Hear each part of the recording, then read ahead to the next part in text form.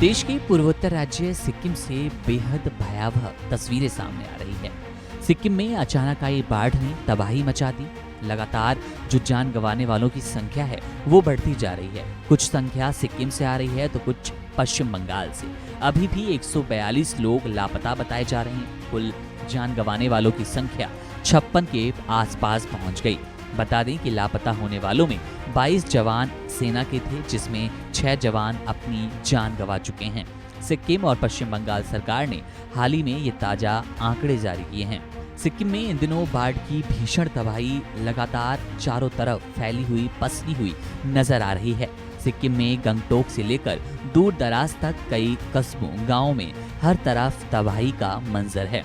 कोई भारी भरकम गाड़ी तो कई मशीनें दबी है, कहीं पुल टूट गए तो कहीं सड़कें खत्म हो गई। उत्तर सिक्किम में सबसे ज्यादा तबाही हुई। सिक्किम में सैकड़ों लोग राहत शिविरों में बैठे हैं, अपनी जिंदगी काट रहे हैं। मकान दफन हो चुके हैं, गाड़ियां मलबे में तब्दील हो गई। इस भीषण तबाही में लगभग 1300 घर तबाह हो गए, बह गए। वहीं 25,000 से ज्यादा लोग प्रभावित नजर आ रहे हैं। दरअसल सिक्किम में 4 अक्टूबर को कुदरत ने अपना कहर बरपाया। अचानक लोहनक झील में बादल फटने और तीस्ता नदी में बाढ़ आने से सिक्किम तबाह हो गया। इस तबाही में 14 लोगों की जान चली गई, जबकि 22 सैन्यकर्मी समेत 102 लोग लापता हो गए। अब ऐसी भी अपडेट है मामले में कि कुल 3000 जो पर्यटक हैं वो सिक्किम जाकर फंस गए हैं। लगातार जो आंकड़े हैं, जो जान गंवाने वालों के आंकड़े हैं, बढ़ रहे हैं और लापता लोगों की तलाश की जा रही है। आपको बता दें 4 अक्टूबर से एक दिन पहले ही नेपाल में भूकंप के झटके महसूस हुए थे। भूकंप की तीव्रता 6.2 रही थी। इसके झटके दिल्ली एनसीआर से लेकर पूरे उत्तर भारत में महसूस किए गए। ऐसे में सवाल ये उठता है कि क्या नेपाल में आए भूकंप की वजह से सिक्किम में ऐसी बाढ़ की स्थिति पैदा हो गई। मामले पर केंद्रीय जल आयोग के अधिकारी कहते हैं कि कुछ दिन पहले ही नेपाल में जोरदार भूकंप आया था, जिसने भारी तबाही मचाई। ऐसे में हो सकता है कि सिक्किम में अचानक आई बाढ़ एक बड़ा कारण नेपाल से भूकंप से प्रेरित होकर आया हो।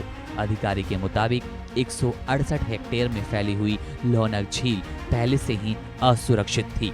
अब नदी का क्षेत्रफल और कम होकर 60 हेक्टेयर हो गया।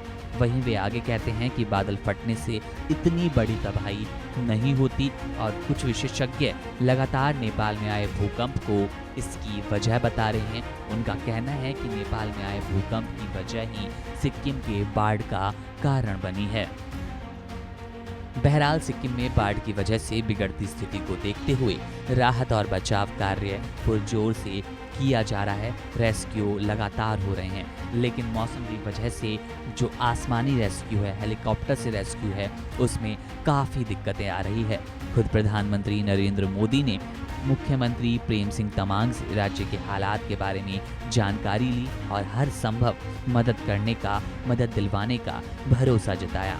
बता दें कि तमाम ऐसे लोग जो बाढ़ में फंसे हैं उनका रेस्क्यू किया जा रहा है। यथासंभव तरीके से उनको सुरक्षित स्थानों पर पहुंचाया जा रहा है।